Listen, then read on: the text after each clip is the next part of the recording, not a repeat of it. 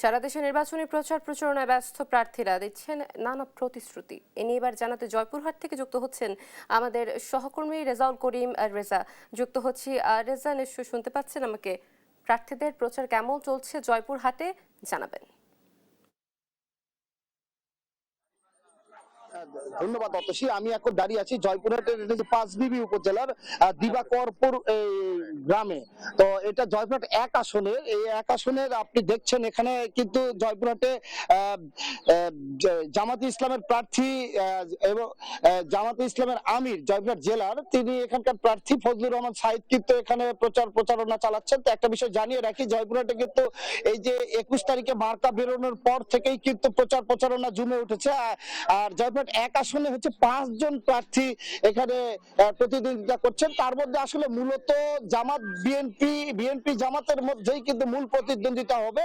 পাশাপাশি কিন্তু আরো একজন নারী প্রার্থী আছেন, সেটা হচ্ছে সাদেকুন নাহার শিখা, এবং বিএনপির প্রার্থী মাসুদ রানা প্রধান, এবং এখানে জেলা জামাতের আমির এবং জামাতের প্রার্থী ফজলুর রহমান সাইদ, পাশাপাশি 2 জন বাসদের প্রার্থী আছেন।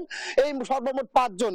আরেকটা বিষয় জানিয়ে রাখি, জয়পুরহাটে এই উৎসবমুখর পরিবেশেই কিন্তু নির্বাচনী প্রচারণা হচ্ছে। তো এখানে জেলা জামাতের আমির ও এখানে এই এক আসনের জামাত মনোনীত প্রার্থী, 10 দলীয় মনোনীত প্রার্থী, তার সঙ্গে আমি একটু জানতে চাই যে প্রচারণা কেমন চলছে, ভোটের পরিবেশ কেমন দেখছেন?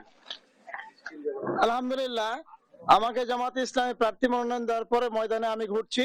আমি এই যে এখনো যে ময়দানে আমরা ঘুরছি, তাতে জনগণের ব্যাপক সাড়া পাচ্ছি। নারী পুরুষ সবাই আমাদের সাড়া দিচ্ছেন।